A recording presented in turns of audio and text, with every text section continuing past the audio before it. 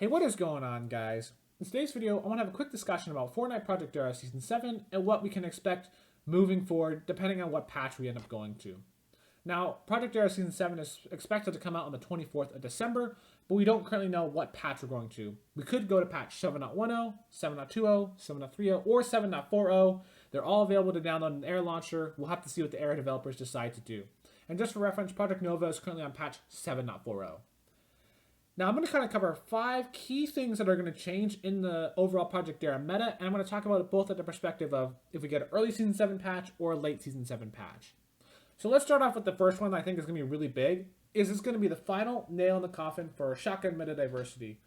Now, you may be thinking, shotgun meta diversity, if you have 2 shotguns in the game, that means it's automatically diverse, right? That's not the case. You need to have a truly diverse meta, you need to have multiple guns actually be viable against each other. Let's go back to Season 4 for a second. Season 4, you had 3 shotguns, pump, heavy, and tac. I think most of us would agree all 3 were quite good and quite usable. You had so many possible options. You could run a single pump, single heavy, single tac, double pump, double heavy, pump tac, heavy, heavy tac. You know, there were so many options that it was really up to you what you wanted to run. It was so free and diverse. Season 5, we lost double shotgun, but still I'd say the pump, heavy, and double barrel were all very strong, and they all could compete with one another. So overall, still a pretty interesting shotgun meta. Season 6, the double barrel kind of dropped out of the meta. You just have the pump and heavy. And by Season 7, it's just going to be the pump.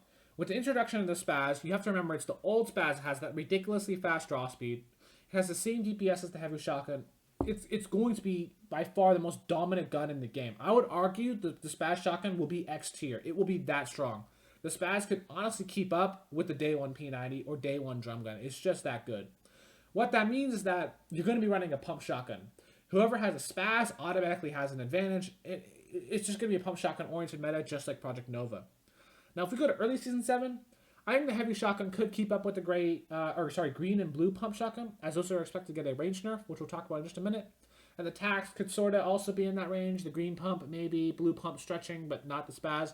But if we go to late Season 7 with the heavy shotgun vaulted, it's just going to be purely pump shotgun and pump shotgun only. Some people might actually think that's good. I don't think that's ever good to have a one gun that dominates, but some people like it when everyone has the same gun. So I'll leave it up to you to decide whether that's a good or bad thing. To me, though, that's a terrible change, but it is historical, so I understand why they're doing it. The second thing is we're gonna see a nerf to the range of the pump shotgun, most likely. You might be thinking, why would we see a range nerf? There was never historically a range nerf in Season 7, and you would be right. In patch 6.31, the pump shotgun, historically, got a buff from 80 85 damage to 95 100 damage, but a nerf from 8 to 6 tower range.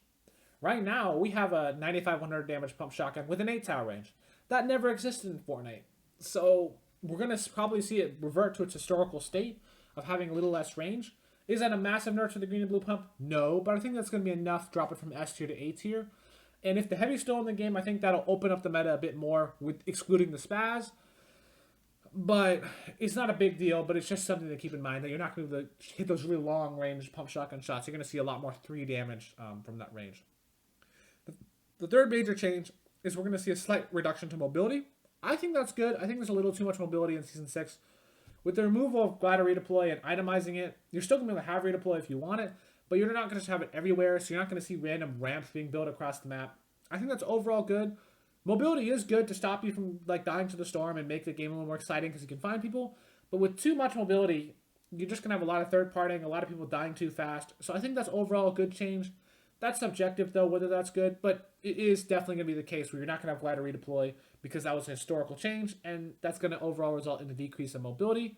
However, I say it's only slight because we're going to have a very vehicle-based meta, particularly if it's the beginning of Season 7. Because at the beginning of Season 7, the plane was very strong. The plane can just slam through builds without any issues. You don't take damage when it blows up. It's insanely good at the beginning of the season. If you go to the end of the season, the plane's a bit weaker. It can't shred structures as easily by crashing into them. You take damage if you stay in a plane when it blows up.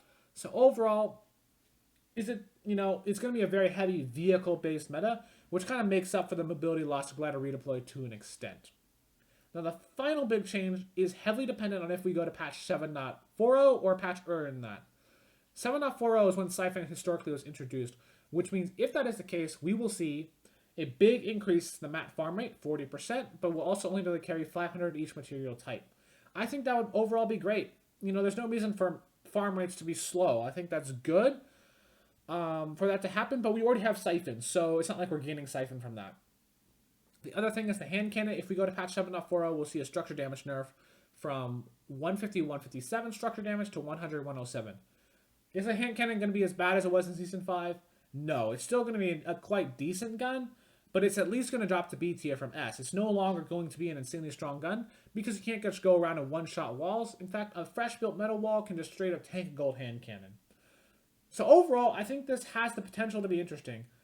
Do I think there's some big downers with particularly with the shotgun meta? Yeah, I think it's overall going in the wrong direction. But Project Air has made non-historical changes before. You never know what they could do, and there's still a lot to look forward to with Season 7. I mean, it's going to be fun. Places like Frosty Flights were a lot of fun to land at. So please, leave your thoughts in the comments below, and I will see you in the next video.